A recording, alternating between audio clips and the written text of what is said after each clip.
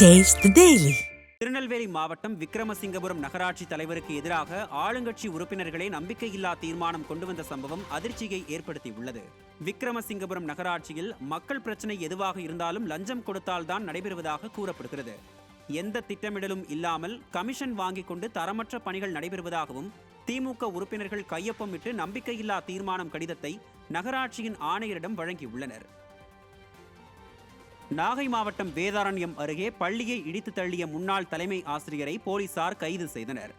வேதாரண்யம் ஒன்றியம் தேத்தாக்குடியில் செயல்பட்டு வந்த சரஸ்வதி உதவி தொடக்கப்பள்ளியின் தலைமை ஆசிரியராக இருந்த ரகுபதி ஓய்வு பெற்ற நிலையில் பள்ளியை தற்காலிகமாக மூடவிருப்பதாகவும் படிக்கும் மாணவ மாணவிகளை வேறு பள்ளியில் சேர்க்க நடவடிக்கை எடுக்க வேண்டும் எனவும் பள்ளி கல்வித்துறைக்கு கடிதம் மூலம் தகவல் தெரிவித்துள்ளார். மாணவர்களின் நலன் கருதி மாவட்ட ஆட்சியர் உத்தரவின் பேரில் ஆர்டிஓ முன்னிலையில் கல்வித்துறை அதிகாரிகளால் பள்ளியின் கதவுகள் உடைக்கப்பட்டு வகுப்புகள் நடத்தப்பட்டன. இந்நிலையில் பள்ளியை ஜேசிபி மூலம் உடைத்துவிட்டு தலைமறைவான முன்னாள் தலைமை ஆசிரியர் ரகுபதி, அவரது சகோதரர் அசோகன் மற்றும் ஜேசிபி ஓட்டுநர் இருவரை கைது செய்து விசாரணை மேற்கொண்டு வருகின்றனர்.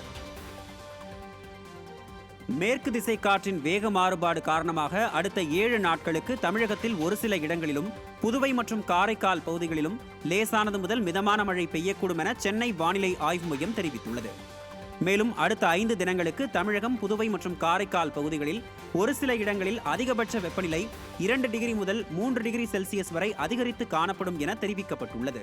சென்னை மற்றும் புறநகர் பகுதிகளில் அடுத்த 48 மணி நேரத்திற்கு வானம் ஓரளவு மேகமூட்டத்துடன் காணப்படும் எனவும் நகரின் ஒரு சில இடங்களில் லேசானது முதல் மிதமான மழை பெய்யக்கூடும் எனவும் வானிலை ஆய்வு மையம் தெரிவித்துள்ளது.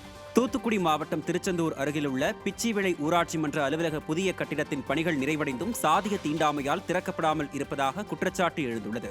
பிச்சிவிளை கிராமத்தில் ராஜேஸ்வரி என்பவர் ஊராட்சி மன்ற தலைவராக தேர்ந்தெடுக்கப்பட்டுள்ளார். இவர் பட்டியலினத்தைச் சேர்ந்தவர் என்பதால் கடுமையான எதிர்ப்பு இருப்பதால் ராஜேஸ்வரி ஊராட்சி மன்ற அலுவலகத்திற்கு செல்லாமல் இருப்பதாக கூறப்படுகிறது.